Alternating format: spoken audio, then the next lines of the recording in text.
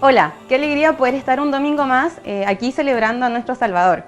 Te invito a que puedas hacer un momento en el cual puedas estar con tu familia reunida y escuchar las alabanzas, escuchar la palabra y poder disfrutar este momento. Ya que no podemos reunirnos de manera física, sí podemos hacerlo a través de nuestras transmisiones online. Te invito también a leer el Salmos 34 del 1 al 3. Bendeciré al Señor en todo tiempo, mis labios siempre lo alabarán. Mi alma se gloría en el Señor, lo oirán los humildes y se alegrarán. Engrandezcan al Señor conmigo, exaltemos a una su nombre. Te invito a adorar.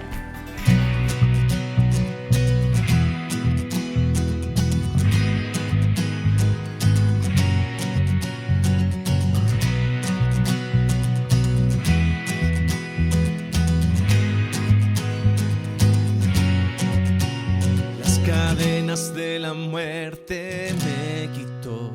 Para mí ya no hay condenación, hay libertad,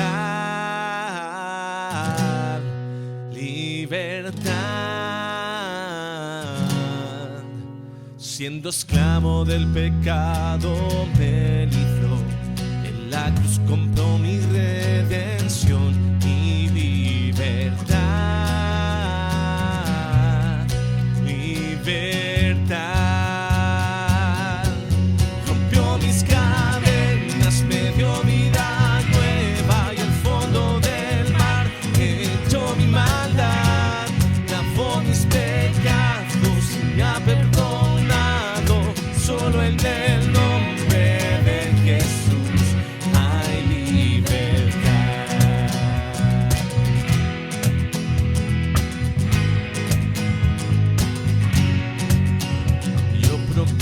Que en la cruz por mí murió y cambió mi duro corazón por libertad, libertad.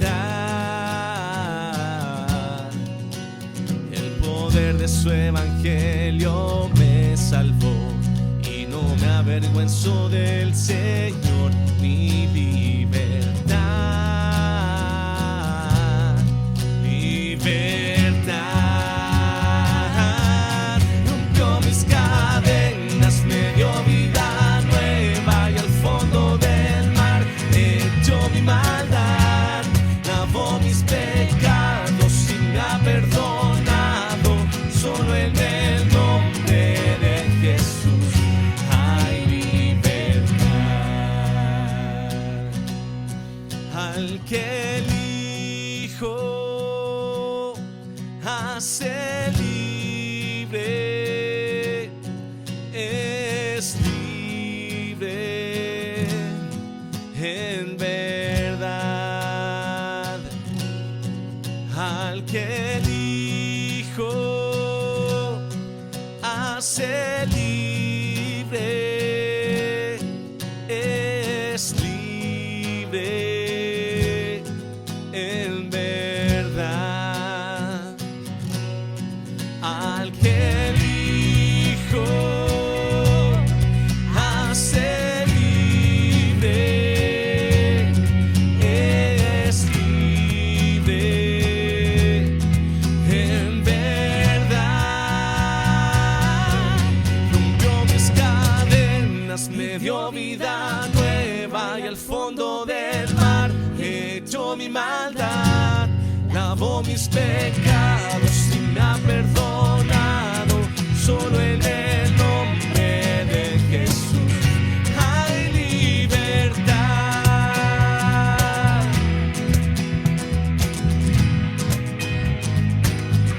Hay libertad.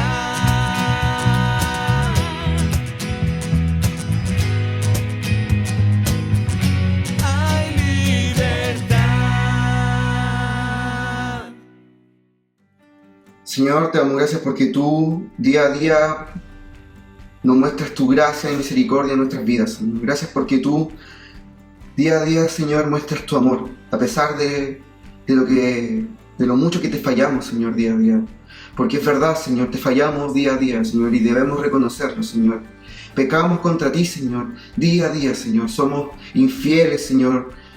Día a día, Señor, nuestro corazón huye de ti. Y debemos reconocer, Señor, aquello. Perdónanos, Señor, porque si no fuera por ti, Señor, nuestras vidas estarían, Señor, condenadas a la perdición, Señor. Si no fuera porque tú decidiste, Señor, descender desde el cielo, Señor, hacerte hombre y morir por nuestros pecados, Señor, en nosotros no existiría salvación, Señor. Para nosotros no existiría salvación, Señor, si no fuera por ti, Señor. Agradecemos, Señor, tu bondad y tu amor, Señor, que sin condicionantes, Señor, nos entregas, Señor, cada día, a pesar, Señor, de nuestras fallas, Señor, a pesar de que no damos testimonio de ti muchas veces, Señor, a pesar de que muchas veces no mostramos, Señor, que tú eres la razón de nuestra esperanza, que muchas veces decimos de boca, pero que nuestras acciones no muestran. Perdónanos, Señor, porque estamos lejos, Señor, de ser los mejores amigos, hijos, esposos, Señor. Pero sabemos, Señor, que en ti encontramos una fuente de vida eterna, Señor, que nos lleva, Señor, a poder amar, Señor, al prójimo, que nos impulse, Señor, a predicar y a ser nuevos discípulos, Señor. Ayúdanos, Señor. Ayúdanos, Señor, a poder mirar tu cruz y recordar quién perdonó nuestros antiguos pecados. En el nombre de Cristo Jesús. Amén.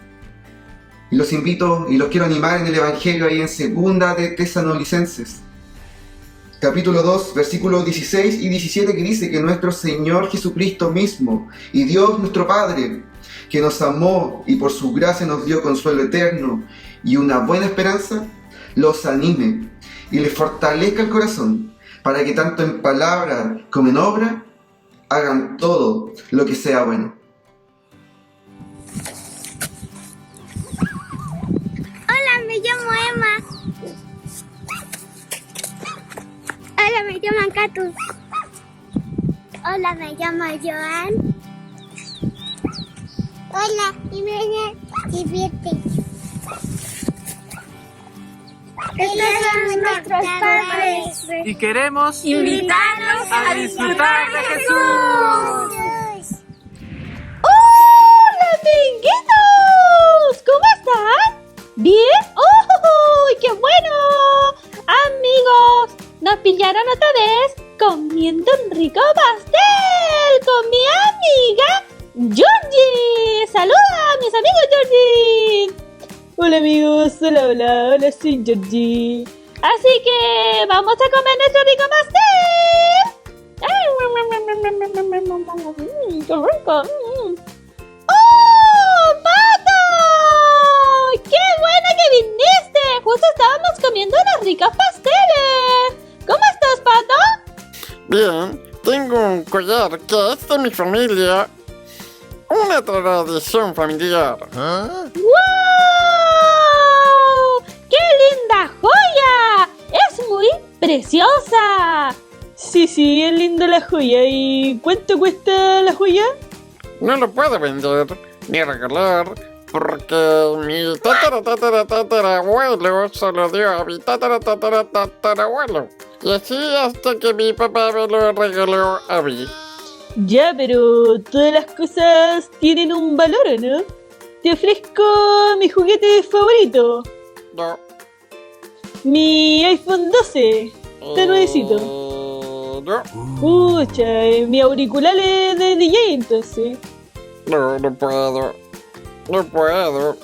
Y esto es lo que te puedo ofrecer, po. Mi rico pastel con bizcocho de chocolate y crema blanquita así muy bonita y con chispas de chocolate. ¿Te gustaría? Ya. Te lo cambio. Ah, linda la joya, ¿eh? Muchas gracias. Ahora toca mi parte, po.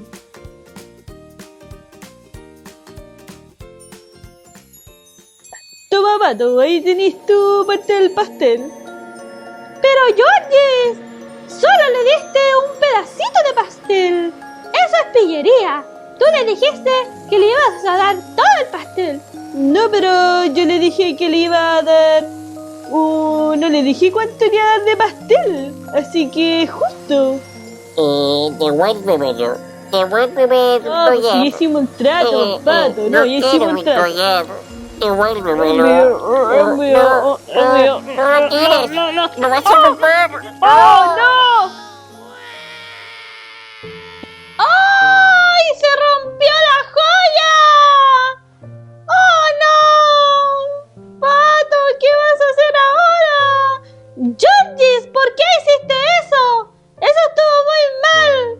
¡Oh! ¡Qué mal! Veremos una historia en mi libro para ver si nos habla de cómo solucionar esta historia. Así que dale play. Jacob lucha con Dios. ¿Cómo es esto? Un hombre llamado Jacob luchó con un extraño y esta historia comienza así. Jacob creció con un hermano gemelo peludo, grande y rudo llamado Esaú. Esaú era el que nació primero y se suponía que iba a recibir la bendición de ser el padre del Salvador del mundo. Pero Jacob fue astuto y con la ayuda de su madre terminó recibiendo la bendición para sí mismo. Esto enfureció a Esaú, así que Jacob se escapó. Unos años después, Dios le dijo a Jacob que regresara a casa donde Esaú todavía vivía. Pero Jacob estaba un poco preocupado porque su hermano aún estaba enfadado. Pero Esaú venía a atacar a Jacob con un ejército, así que Jacob envió mensajeros con regalos. Posiblemente los regalos lo calmarían. Mientras Jacob estaba viajando a ver a su hermano, en el camino se detuvo junto a un río. Jacob tenía miedo de su hermano, de su familia, sirvientes y todo lo que poseía. Así que cruzó el río y se quedó llorando solo. Estaba frustrado porque Dios le había prometido estar con él, pero estaba aterrorizado y no entendía lo que pasaba. De repente un hombre vino de la nada y comenzó a luchar con Jacob. Jacob se defendió y esta fue una larga pelea que duró toda la noche. Ninguno de estos luchadores se echó atrás. De hecho, lucharon durante tanto tiempo que el sol empezó a salir cuando el extraño vio que Jacob no se iba a rendir. Y entonces este hombre solamente le tocó la cadera a Jacob y así de simple, el toque sacó la cadera de Jacob del encaje y lo hizo cojear. Entonces el hombre dijo, déjame ir. Pero Jacob sabía que había algo especial en este tipo, así que dijo, no te dejaré ir a menos que me bendigas. El extraño dejó de pelear y le dio a Jacob un nuevo nombre. Dijo, tu nombre ya no será Jacob, de ahora en adelante serás llamado Israel, porque peleaste con Dios y con los hombres y has ganado. Jacob estuvo luchando con el mismísimo Dios toda la noche. De todos modos, Dios bendijo a Jacob y justo después, Jacob sabía que había visto a Dios cara a cara y que lo cambió. No solo Jacob tuvo un nuevo nombre, sino que ya no era un hombre temeroso que huía de su propio hermano. De hecho, cuando el extraño se fue, Jacob se dirigió hacia donde estaba su hermano Esaú y se encontró con él y con su ejército. Y Jacob vio a Esaú, lo besó y le dio regalos solo porque lo amaba. Jacob se dio cuenta de que Dios lo amaba a pesar de haber hecho las cosas mal. Jacob sabía que podía obedecer a Dios sin importar lo asustado que se sintiera. Podía confiar que Dios siempre cumpliría sus promesas. Y esa es la historia de la lucha de Jacob con Dios. ¡Wow! ¡Qué hermosa historia la de Jacob! Realmente es una historia del amor de Dios a pesar del pecado de Jacob. ¡Sí! Pero Pato, tienes que contarle a tu papá lo que pasó y acusar que la Georgis te engañó y rompió tu joya. Le avisaré a mi papá.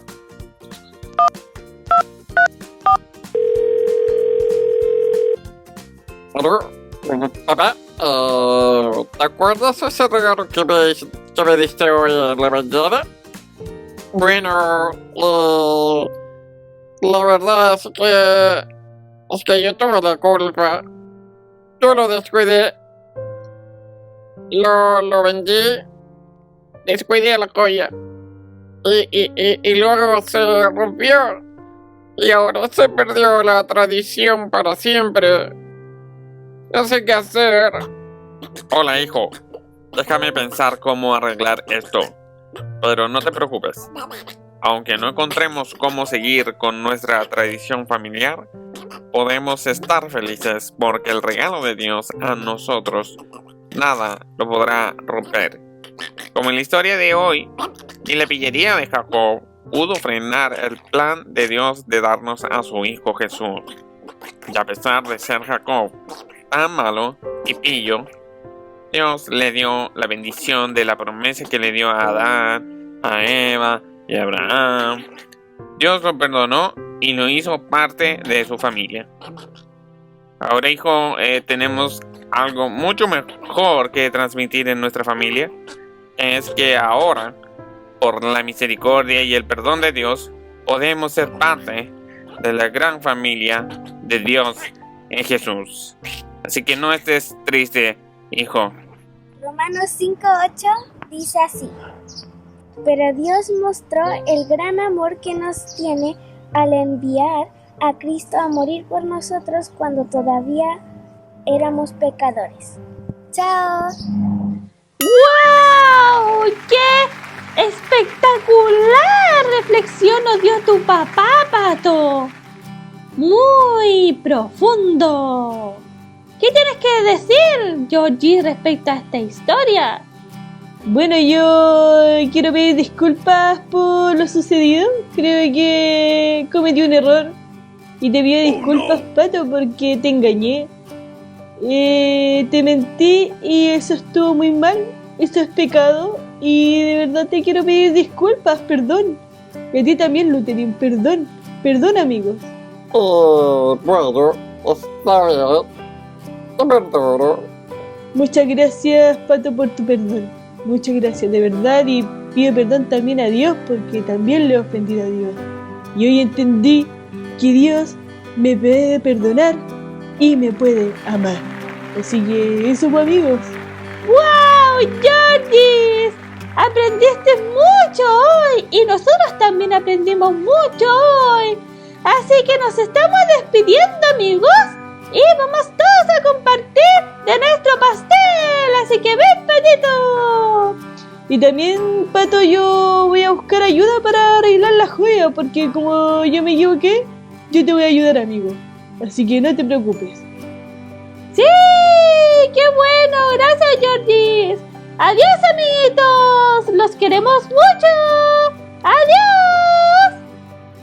Así sucedió para que por medio de Cristo Jesús la bendición prometida a Abraham llegara a las naciones y para que por la fe recibiéramos el Espíritu según la promesa. Gálatas 3:14.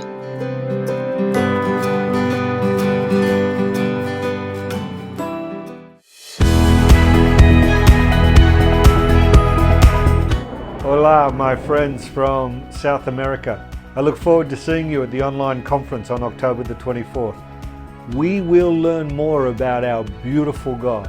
I look forward to seeing you then. And by the way, I really miss Chile. Ciao.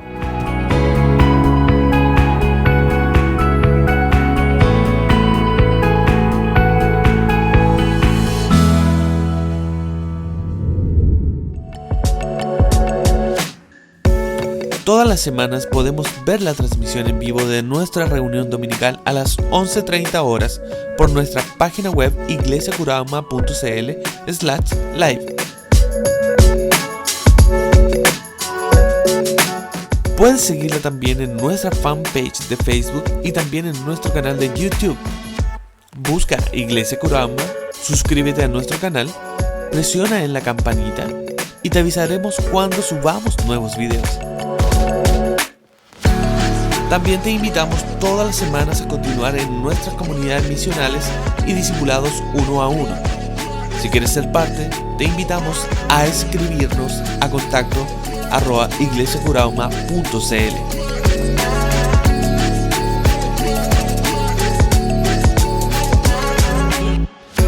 Todos los martes desde las 19 horas te invitamos a unirte a nuestro estudio bíblico. Solicita el link por nuestros canales oficiales. todos los domingos a las 11 horas tenemos un tiempo para orar juntos como iglesia. Que Dios te bendiga, Iglesia Curabo. Nuestra iglesia es una luz en la oscuridad. Cada uno de nosotros somos llamados a hacer una diferencia en el mundo, amando a Dios y al prójimo, haciendo discípulos. Pero en este mundo bullicioso se nos puede hacer difícil orar, leer la palabra y mostrar el amor de Dios en nuestras familias, a vecinos y a colegas. Sabemos que tú quieres ser parte de la misión de Dios y quieres experimentar una vida abundante conectando tu fe en cada área de tu vida todos los días. Por esa razón, nuestra iglesia se ha suscrito a Right Now Media y es un regalo para cada miembro de la iglesia. Tendrás acceso a miles de videos acerca de la crianza de los hijos, el matrimonio, el liderazgo, las finanzas y mucho más. Y para los niños, tenemos dibujos animados espectaculares. Nos encantaría que cada miembro de la iglesia use Right Now Media. Líderes de grupos compartiendo series completas, niños disfrutando de divertidísimos dibujos animados, que a su vez les proveen un sólido fundamento espiritual.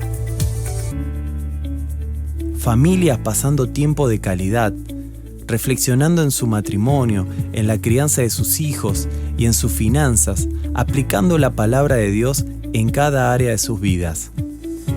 Queremos ayudarte a crecer como discípulo de Cristo, en tu casa, en la escuela, en tu barrio, en tu trabajo y en cualquier campo misionero al cual Dios te llama.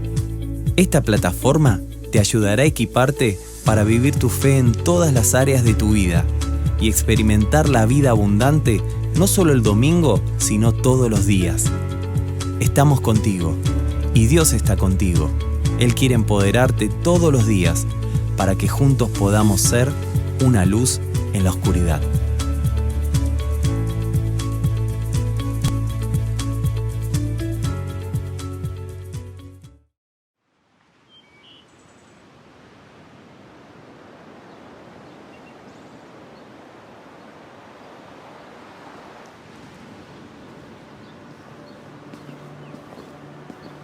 Este 31 de octubre se cumple un año más de la que se considera el inicio de la Reforma.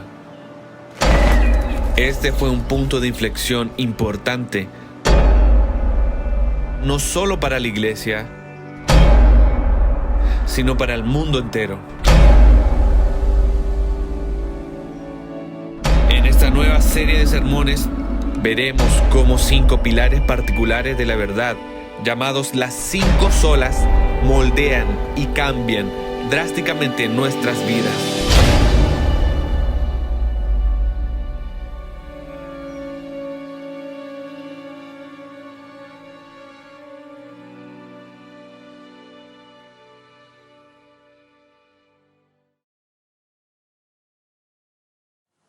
Hola iglesia, estoy muy feliz de estar acá con ustedes de nuevo, pudiendo ya ahora hablando de nuestro tercer sermón ya de esta serie de las 5 solas. Y bueno, hoy día toca conversar acerca de la gracia, la sola gracia, solamente por gracia. Ya hemos hablado de la suficiencia de la Escritura, sola Escritura, sola fe el domingo pasado, y hoy día estamos hablando sobre la gracia. Y quiero que podamos pensar un poco y recordar a lo mejor cuándo fue tu primer encuentro con la gracia. ¿Cuándo fue el día en que tú descubriste y dijiste, wow, esto es la gracia? Y yo tuve un encuentro así.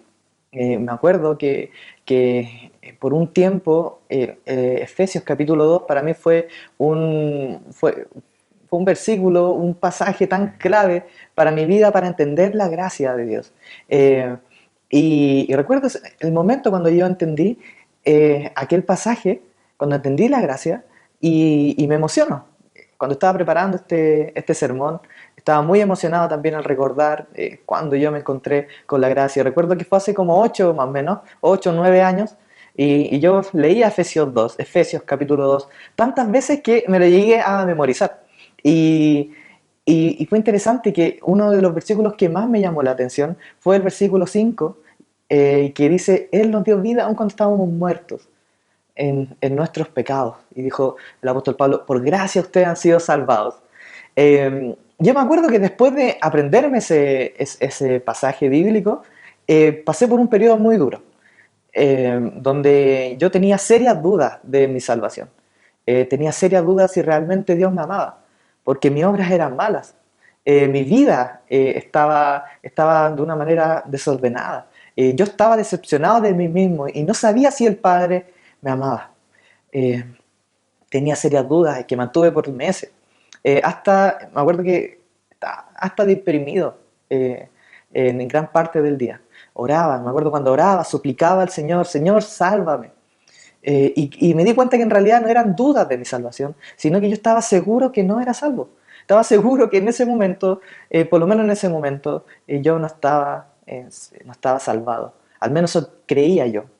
Y me acuerdo que estaba un día de mañana, yo trabajaba, me acuerdo en Casablanca en aquellos tiempos, y estaba esperando ahí la camioneta que me llevaba al trabajo de mañana muy temprano, y pensaba, mientras esperaba ahí a mi jefe, y estaba cantando la canción en mi cabeza, así como uno tararea canción en la mañana, y así yo estaba, me acuerdo, cantando Sublime Gracia, la canción, y principalmente en la primera parte marcó mi corazón ese día.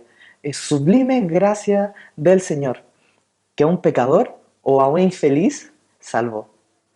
Y creo que fue en ese momento, cuando el Espíritu Santo trajo a mi mente Efesios capítulo 2, el versículo 5, pero Dios, que rico en misericordia, con su gran amor por nosotros, aún estando muertos en delito y pecado, Él nos salvó. Por gracia somos salvos. Y me acuerdo que en ese momento, en medio de mi constante angustia, lloré, y no de angustia esta vez. Esta vez lloré porque por fin entendí que Dios me había salvado. Por fin entendí que fue su gracia la que me salvó y que nunca dependió de mí. Ese día, me acuerdo, en la mañana, deposité mi salvación en sus manos y dejé de jugar al Salvador, dejé de jugar a ser mi propio Salvador y puse mi salvación en sus manos. Y no digo que en ese momento Dios me salvó, pero sí estoy seguro que en ese momento pude depositar mi salvación en sus manos. Comprendí que Dios hizo eso en mí. Y este pasaje de Efesios 2 no solo me ha impactado a mí, sino que a muchos en la historia. Sobre todo en el siglo XVI. Estamos recordando aquel episodio cuando Martín Lutero clavó esas 95 tesis. Pero este pasaje fue uno de los pasajes que más complicó en la historia a la iglesia, a la institución de aquel tiempo, y movió también a los reformadores a entender la doctrina de la gracia. Por eso hizo tanto ruido, porque la salvación en aquel tiempo, como ya hemos hablado, se vendía con las conocidas indulgencias.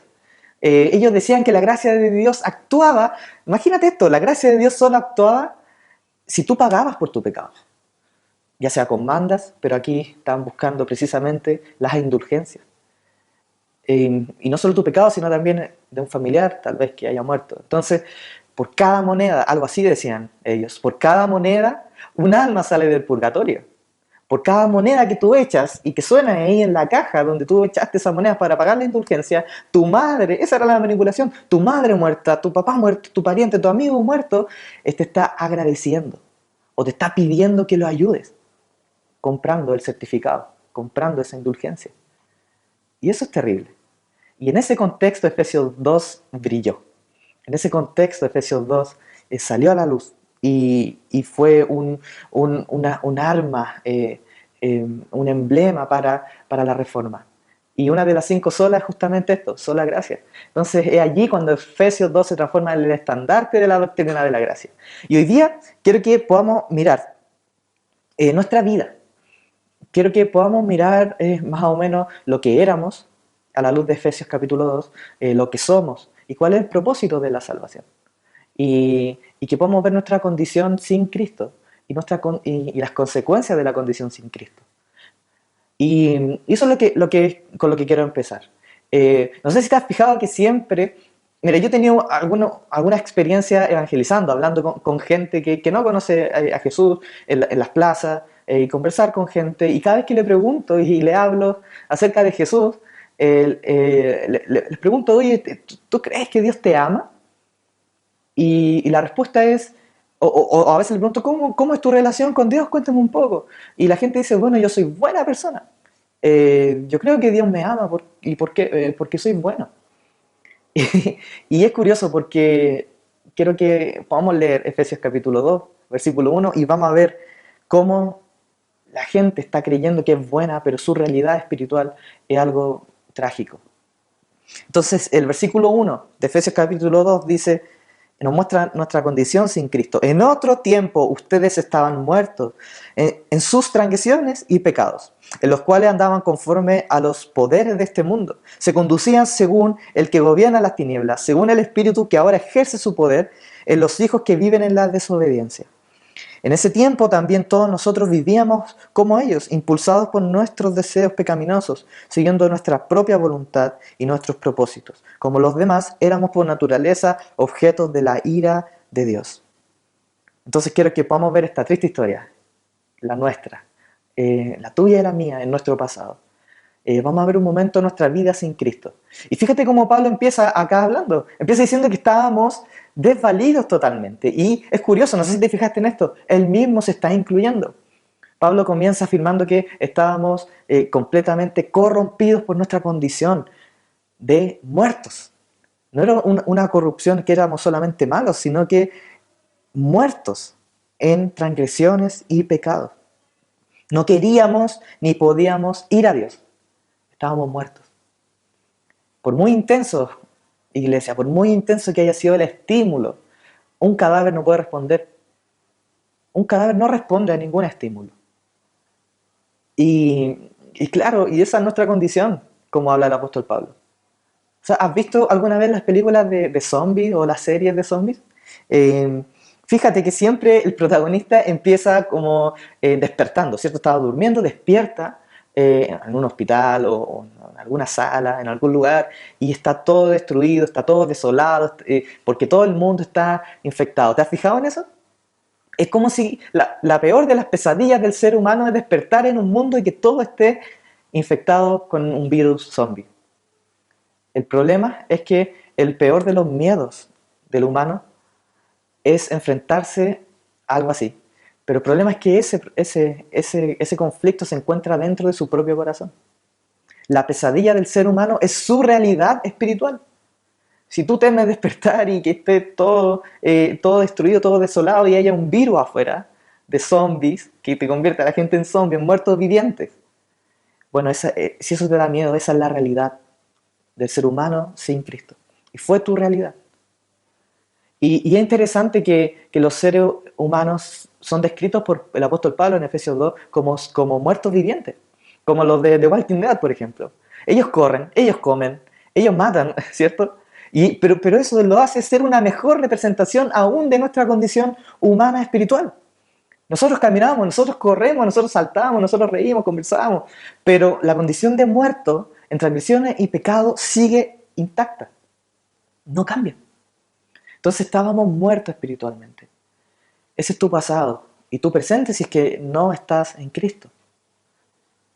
Esta es una imagen que Pablo ocupa para mostrarnos la realidad. Y es interesante que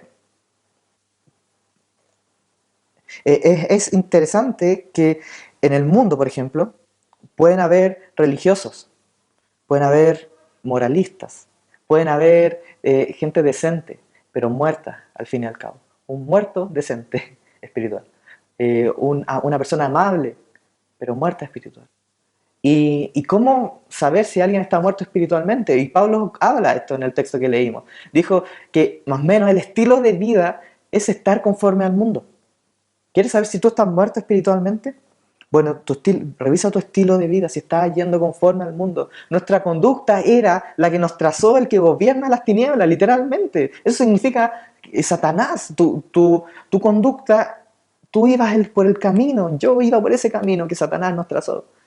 Lo que nos impulsaba a vivir eran nuestros propios deseos pecaminosos, correr tras ellos, amarlos, practicarlos cada vez que podíamos.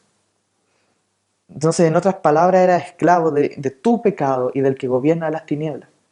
Y tú, ni yo, ni podíamos, ni queríamos acercarnos a Dios. Tu voluntad estaba entenebrecida por tu pecado. Estabas muerto. ¿Y en qué va a creer un muerto? Un muerto no cree en nada, un muerto está incapacitado de tomar una medicina que te pueda salvar. Incluso, si quieres tomar, el otro día me acuerdo de la comunidad mencional, conversábamos respecto a que nos estábamos ahogando cuando hablamos de la sola fe, y damos un ejemplo como que nos estábamos ahogando y alguien nos tiró, el Padre nos tiró un salvavidas y ese salvavidas se llama Jesús. Y me gustaría profundizar más en esta imagen. Y ahora no es que nosotros estábamos tratando de salvarnos y de repente llegó un salvavidas que se llama Jesús. Imagínate que nosotros estábamos muertos, ahogados, flotando.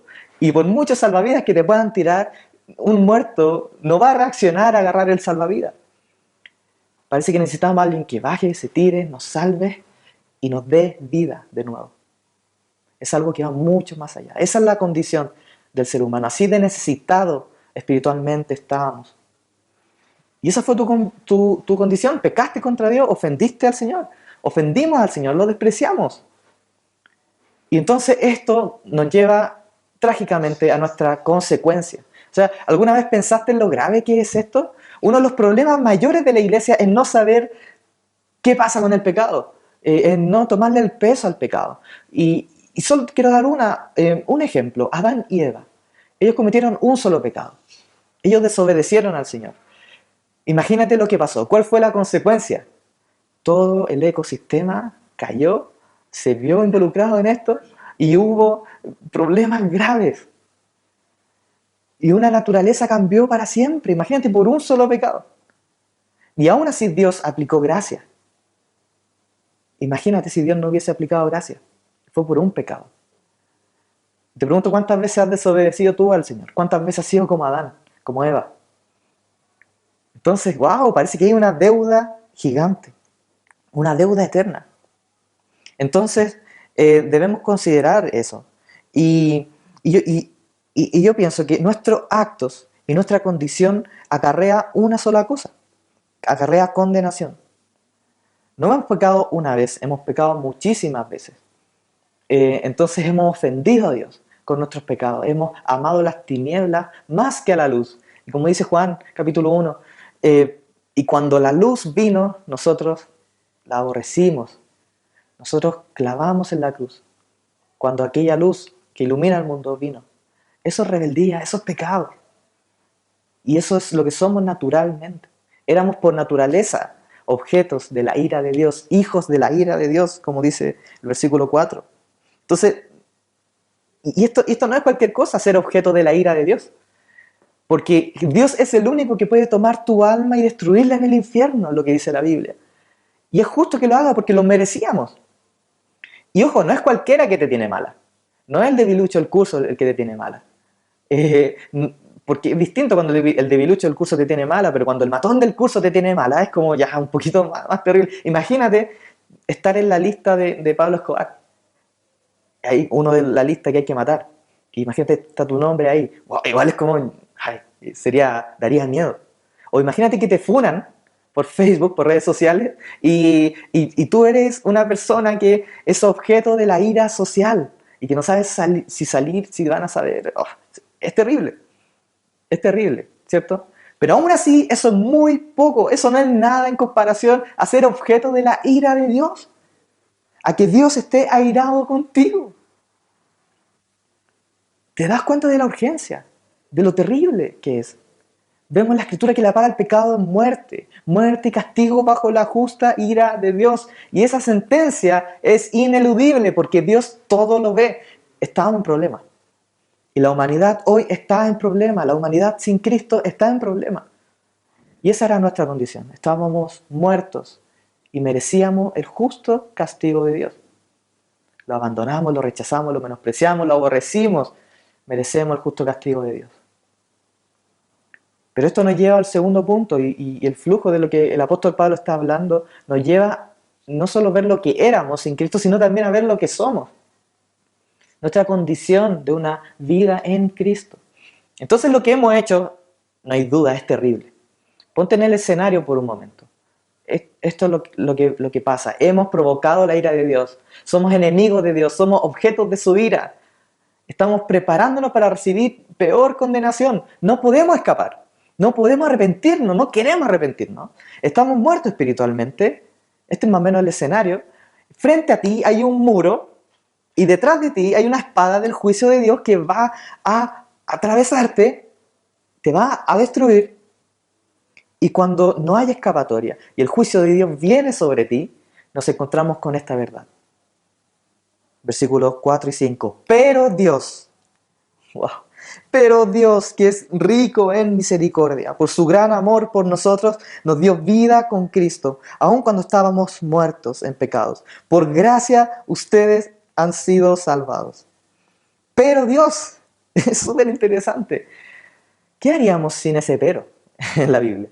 Hay peros hermosos y este pero es uno de los más lindos de la Biblia. Pero Dios, aun cuando estábamos muertos, nos dio vida, aun cuando estábamos muertos. ¡Qué maravilla! Cuando no teníamos dónde correr y cuando la única salvación era tener vida con Cristo, ¿Él qué hace? Nos da su vida. Entonces, cuando la espada del juicio de Dios está a punto de tocarnos, de atravesar nuestro corazón, Cristo se pone al frente de nosotros y recibe todo el juicio de Dios. Eso es gracia, ¿o no? Eso es gracia. Jesús vino a rescatar a esos que eran objetos de su ira, a sus enemigos, a aquellos que lo despreciamos, aquellos que cuando vino lo crucificamos, a los que menospreciaron su gloria, a aquellos que la aborrecieron. Dios no esperó que recapacitaras para salvarte. Y esto es muy lindo. Él no esperó que tú recapacitaras para salvarte. Él te amó y te dio vida, aun cuando estábamos muertos. Entonces, cuando tú le aborrecías y lo odiabas, Él se acercó y te dio vida. Y quiero ilustrarlo de una manera. Imagina que hay un hombre multimillonario, ¿ya? Un hombre multimillonario que tiene un gran palacio. Esta es una ilustración que escuché hace muchos años y me quedó muy grabada. Y este hombre multimillonario tiene un gran palacio, un jardín hermoso, tiene mucho dinero para comprar la mejor comida que él quiera, los mejores autos, la mejor piscina, la mejor sala de juegos, qué sé yo, tiene lo mejor de lo mejor. Y tú eres un pobre que lo odia y le raya las paredes, le hace graffiti y le raya las paredes, ha intentado robarle, le tiras piedra a las ventanas, le quebras los ventanales desde afuera, sale arrancando. Le toca el timbre y te vas corriendo. Y incluso has querido entrar a robarle, incluso has querido matarlo. Aborreces a ese multimillonario con todas tus fuerzas. Extrañamente, este multimillonario al morir te deja todo en herencia.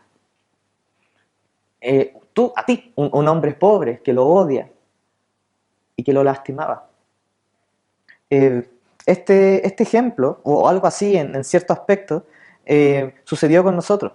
Dios amando y dando su herencia a pobres, dando vida a muertos, liberando a esclavos que lo aborrecíamos y que lo odiábamos. Dios nos dio vida con Cristo, dice el versículo 5. Nos dio vida con Cristo. No sé si te diste cuenta en ese detalle. Tenemos una vida con Cristo. Estamos en Él, estamos unidos a Él. Y miren lo que dice el versículo siguiente. En unión con Cristo Jesús, Dios nos resucitó y nos hizo sentar con Él en las regiones celestiales. Nos hizo cambiar de posición. La unión con Cristo nos hizo resucitar y nos hizo sentar en los lugares celestiales. Nos dio otro estatus. No solo nos dio vida nueva, sino que nos dio una vida nueva con un estatus que implica cercanía. Estamos sentados con Él, somos parte de su familia. Dios no te da la salvación a ti como persona natural, como persona independiente. Solo si estás unido a Cristo, unido a Él por la fe, como veíamos el domingo pasado, por la fe. Entonces ahí recibes la salvación. Y entonces si estás unido a Cristo, Él te resucita, te da vida. y te hizo sentar con Él en las regiones celestiales. La vida que tenemos con Cristo es un acto instantáneo, no es un proceso. Hoy, un día estás muerto, en un segundo estás muerto, al otro segundo estás vivo. Y al otro segundo tienes vida, y al otro segundo resucitaste, y al otro segundo estás sentado en los lugares celestiales en Cristo. Entonces, sus acciones, las acciones de Cristo en nosotros, de Dios en nosotros, son acciones completas, hechas. Dios ya te resucitó y ya te hizo sentar en los lugares celestiales. Mira, obviamente no vemos los lugares celestiales hoy día, pero es una promesa segura. Eso es gracia. Eso es gracias. Eso es gracia. Y no solo esto, sino que también hay una consecuencia de una vida nueva en Cristo. Y la consecuencia de esta nueva condición se contrapone totalmente a lo que vimos al principio. Mientras nuestra condición era de muertos, esclavos de Satanás, esclavos de nuestro pecado, éramos objeto de la ira de Dios, hay un cambio tremendo que ahora Dios nos ama, nos dio su vida, nos unió a Cristo, nos resucitó y nos hizo sentar con Él en las regiones celestiales. Nos hizo sentar con Él en los lugares celestiales. La consecuencia de eso es salvación. Somos salvados de ser condenados, de ser objeto de la ira de Dios. Cuando te pregunten, ya, ok, ¿y de qué te salva Dios? Dios nos salva de su propia ira, de su propio castigo. ¿Y por qué somos salvos? Versículo 8, y este es un versículo que me encanta, versículo 8. Porque por gracia ustedes han sido salvados mediante la fe, o a través de la fe. Después de haber hecho todo este preámbulo, ¿cierto? De lo que éramos, a lo que somos, no cabe duda alguna de que la salvación tiene que ser por gracia. Y no hay otra manera. Hermanos, no hay obras en esto. Hay salvación ahora. Y nos dice, por gracia ustedes son casi salvos. No dice, por gracia son parcialmente salvos, o por gracia son el 99,9. No, lo que dice es, por gracia ustedes son salvos. Ahora son salvos. O han sido salvados por alguien externo, por Dios. Charles Spurgeon dice algo así: no hay ninguna otra salvación hoy excepto la salvación que comienza y termina con la gracia. Nadie puede ser salvo fuera de la gracia de Dios. Y eso se obtiene a través de la fe. Incluso, y esto tal vez pueda mostrar más nuestra impotencia, porque la continuación del versículo 8 dice, y esto, la salvación, la fe y la salvación, no procede de ustedes, sino que es un regalo de Dios. O sea, nuevamente vemos nuestra impotencia de lograr nuestra salvación. Tú no puedes salvarte por ti mismo, porque la salvación no es una recompensa. Muchos piensan, y nosotros a veces inconscientemente pensamos que la salvación es una recompensa, que debo ser digno de la salvación.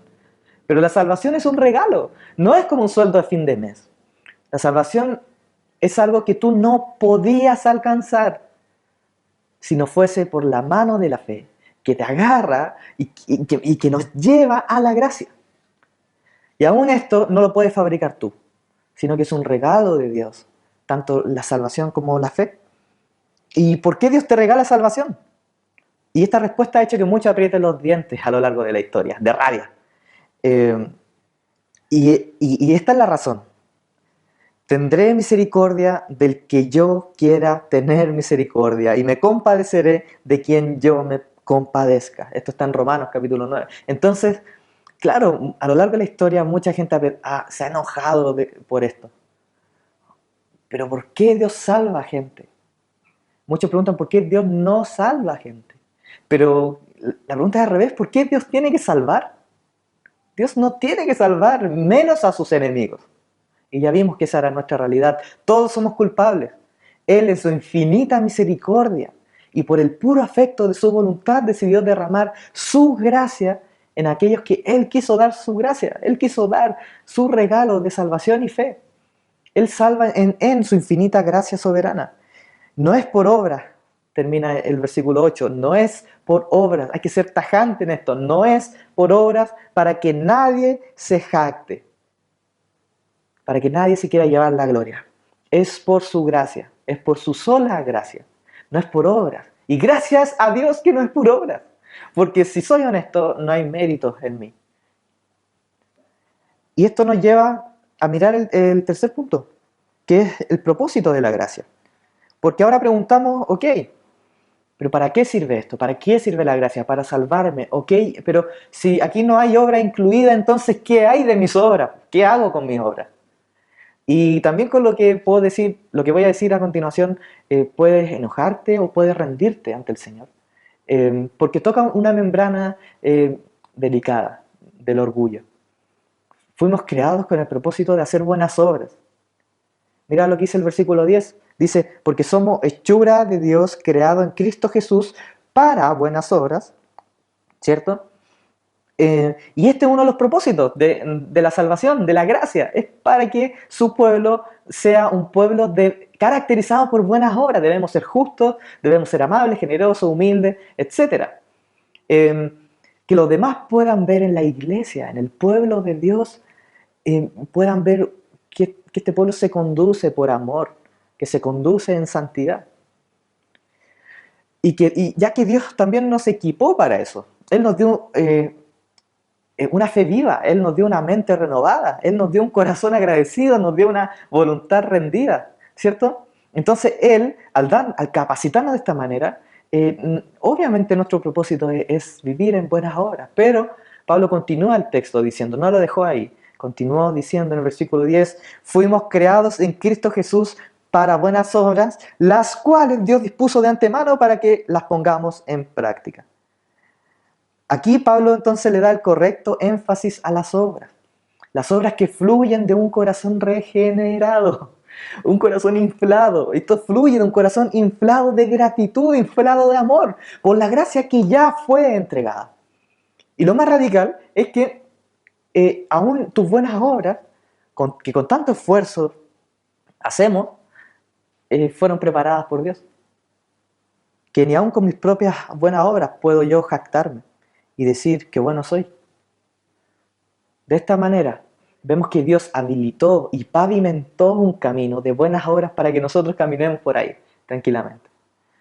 De esta manera, aún en nuestras obras buenas, no podemos jactarnos porque todo es por su gloria, porque todo es por Él, de Él y para Él. Esto no es un llamado a no esforzarte, porque es típico de cuando uno dice, mira, la salvación es solo por gracia, sin obra. Entonces hago lo que quiero. Y esta pregunta también se le hicieron muchas veces al apóstol Pablo, me imagino. Y él dice, de ninguna manera esto no se trata de esto. No se trata de animarte a no hacer buenas obras. Por el contrario, es para que pongas toda tu voluntad en hacer buenas obras. Pero debes saber que si lo logras, fue Dios obrando en ti. Y debes darle la gloria. Y ese es un privilegio, porque nada más y nada menos que el mismo Dios está moldeándonos a su imagen y está haciendo que pecadores como nosotros, que todas sus obras son trapos de inmundicia, puedan ahora hacer obras que no son trapos de inmundicia, obras que glorifican a Dios. ¡Qué maravilloso! ¡Qué lindo es ver esto! Entonces, aunque tus buenas obras vienen de ti, a lo mejor tú las haces, provienen de Dios. Aún tus buenas obras son por la gracia de Dios. Son solamente por la gracia. Entonces, de la mano de esto, como el primer propósito es que de la salvación, de la gracia, el primer propósito es que su pueblo haga buenas obras, hay un propósito aún mayor. Y ese propósito mayor es que Dios, en su gran amor por nosotros, nos dio vida aun cuando estábamos muertos en pecado, ¿cierto? Aun cuando éramos hijos de ira, aun cuando éramos gobernados por Satanás y nos deleitábamos en nuestro estilo de vida. Dios nos rescata, nos une a Cristo, nos resucita con Él, nos hace sentar en los lugares celestiales. ¿Para qué? Mira el versículo 7. Para mostrar en los tiempos venideros las incomparables riquezas de su gracia, que por su bondad derramó sobre nosotros en Cristo Jesús. Mira qué lindo, su gracia brilla mucho más cuando la reciben pecadores como nosotros. Este es el fin último, su gloria. ¿Por qué Dios nos da su gracia? Para mostrar en este mundo su gloriosa gracia, para que su gracia brille, que al pasar los siglos el mundo sepa que nuestro Dios es misericordioso y que su gracia es inagotable para sus hijos. Dios, imagínate esto, Dios ya no va a derramar su ira sobre su pueblo, sino que ahora derrama su gracia. Entonces, que quede en evidencia que la salvación es del Señor y que esta salvación es solamente por gracia, solamente por gracia. Y entonces viene la pregunta, ok, entiendo, Dios, eres bacán, eres muy lindo, no sé, eres amoroso y tuya es la gloria. Ok, pero ¿qué hay de mi pecado recurrente? Y yo te quiero hacer esa pregunta, entonces, ¿qué hay de tu pecado recurrente? Si somos salvos por gracia, no por nuestro pecado, no por ser más santos en nuestra vida, pero yo sigo pecando, yo sigo fallando. Y supuestamente Dios hizo esto con un propósito para que yo anduviera en buenas obras, pero ¿qué tal con mis malas obras? ¿Qué pasa con mis malas obras? Y más encima el apóstol Pablo está diciendo como en pasado, en otro tiempo ustedes andábamos, dice Pablo, andábamos en los deseos de la carne, en otro tiempo nosotros andábamos según la voluntad de nuestra mente, en otro tiempo pasado.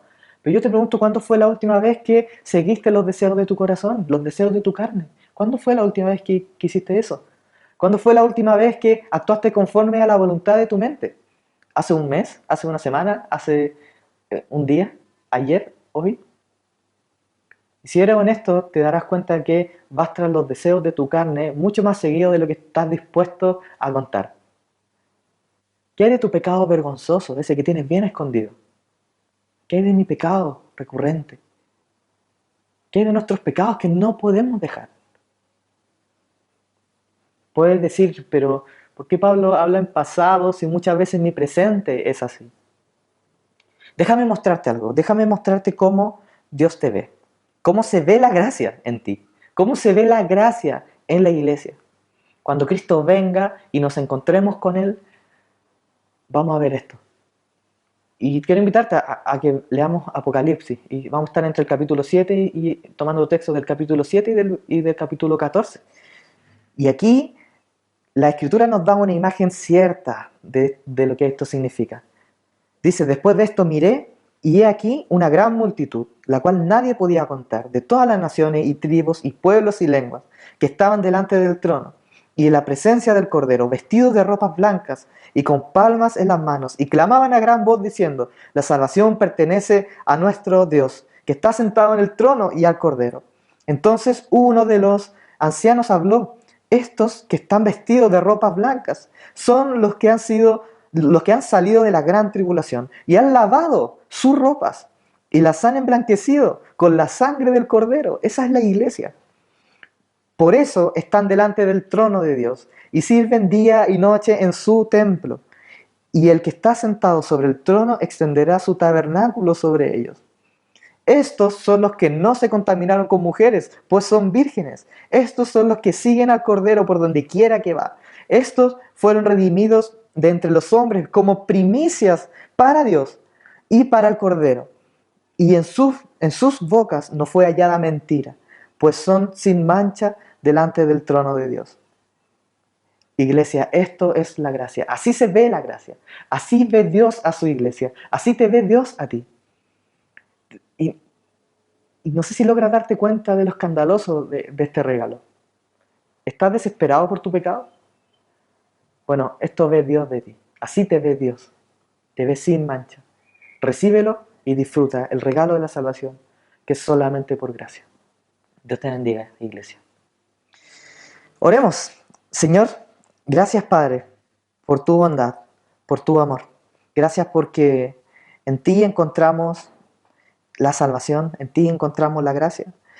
Y gracias, Señor, porque en medio de un mundo donde la meritocracia reina, donde lo que tenemos es porque lo merecemos, el mundo nos dice eso, lo que no tenemos es porque también lo merecemos, donde incluso el amor está condicionado a quien lo merece. Y gracias porque en este contexto, en este siglo XXI, la gracia brilla en la iglesia de Cristo. Gracias, Señor, porque esta comunidad, tu iglesia, anuncia con gran alegría que el Dios del universo nos ha amado inmerecidamente. Te pido que nos lleves como iglesia, Curauma, a anunciar que somos amados por la gracia y que invitemos al resto, a nuestros vecinos, a nuestros amigos, a disfrutar del amor del Padre en el Hijo, que se recibe por gracia solamente. Oramos en el nombre de Jesús. Amén.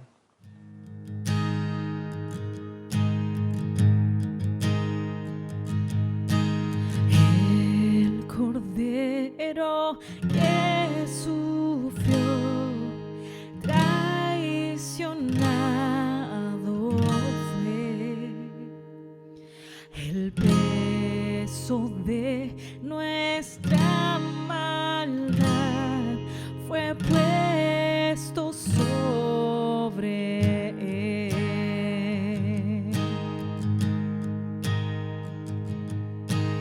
En silencio soportó dolor y humillación,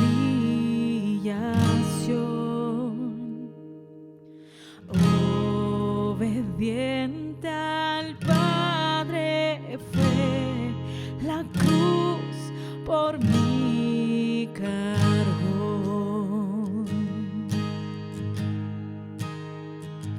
En aquella cruz me salvaste, derramaste allí tu amor. Mi alma cantará, aleluya, gloria y honra a ti, Señor.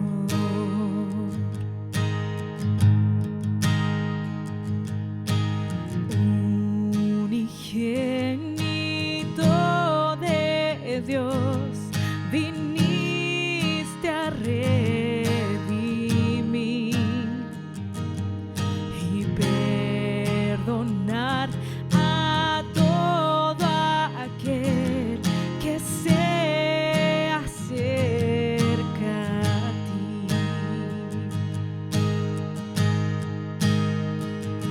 En aquella cruz me salvaste, derramaste allí tu amor. Mi alma cantará, aleluya, gloria y honra a ti, Señor. Él pagó por mí, su perdón me dio, por la sangre que derramó en la cruz. El pecado ya no me puede atar, libre soy en él, libre en verdad.